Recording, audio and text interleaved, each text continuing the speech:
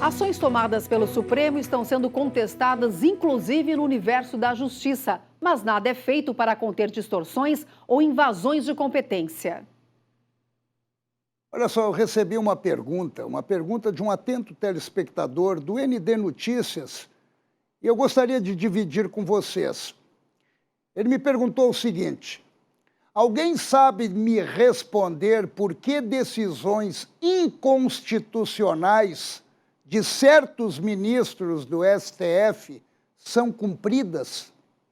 Pois então, há 3 anos que se fala sobre o inquérito das fake news denominado de fim do mundo e que a Advocacia Geral da União diz não ter acesso a documentos e critica, inclusive, a duração do inquérito, que prossegue na sua trajetória de agressões constitucionais, avançando em direitos individuais e liberdades de expressão.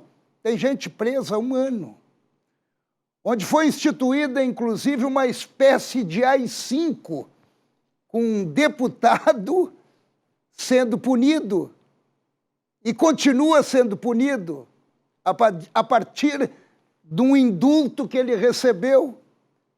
E a partir daí já procede a pergunta do telespectador.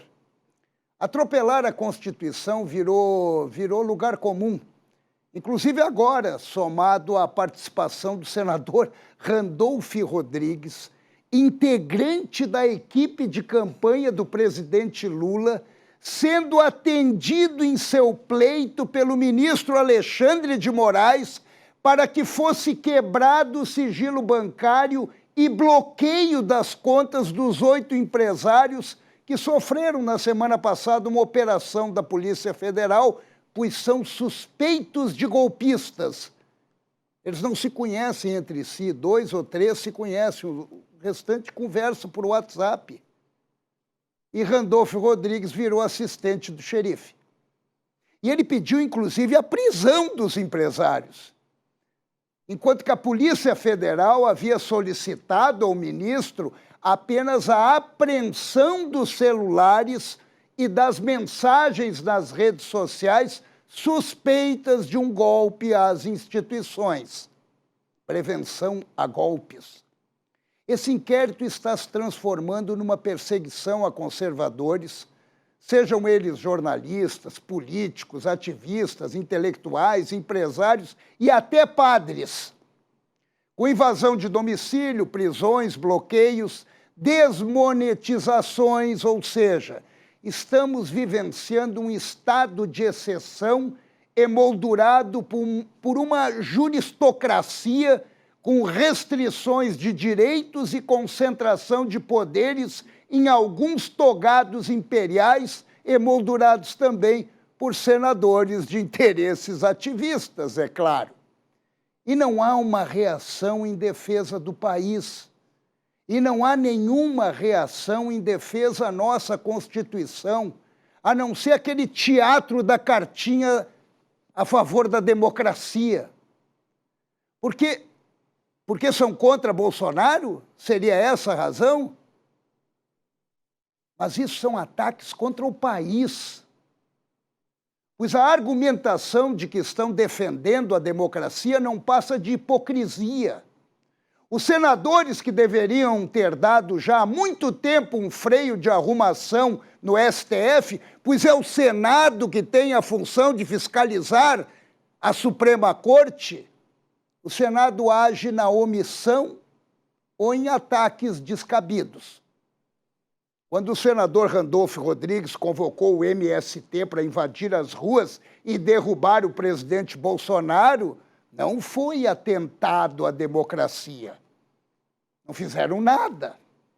Está ficando nojento. Aqui em Santa Catarina, dos 3 senadores, 2 deles já se perfilaram algumas vezes contra esses absurdos promovidos por alguns ministros do STF. Jorginho Melo e Esperidião Amin. Esse um pouco mais contundente. Mas antes de terminar, Alexandre de Moraes, atendendo os ilibados senadores Randolph Rodrigues, Renan Calheiros, o campeão de processos no STF. Renan Calheiros é um senador que tá respondendo várias ações, e Humberto Costa, do PT, esses senadores solicitaram, ou melhor, o ministro solicitou à PGR que liberasse os diálogos do Procurador-Geral da República, Augusto Aras, a pedido desses senadores, diálogos com empresários a fim de ser avaliado um possível crime de responsabilidade. E esse, na verdade, foi o motivo da operação contra os empresários visando atacar o procurador. Na verdade, isso vamos ser sinceros, os senadores estão no papel deles, principalmente agindo como opositores ao governo, mas deveriam ter a mesma agilidade, a mesma dedicação, a mesma perseverança no que se refere aos absurdos produzidos no STF por alguns togados. Mas, pelo visto, não há interesse de desempenhar o papel verdadeiro de senadores do Brasil.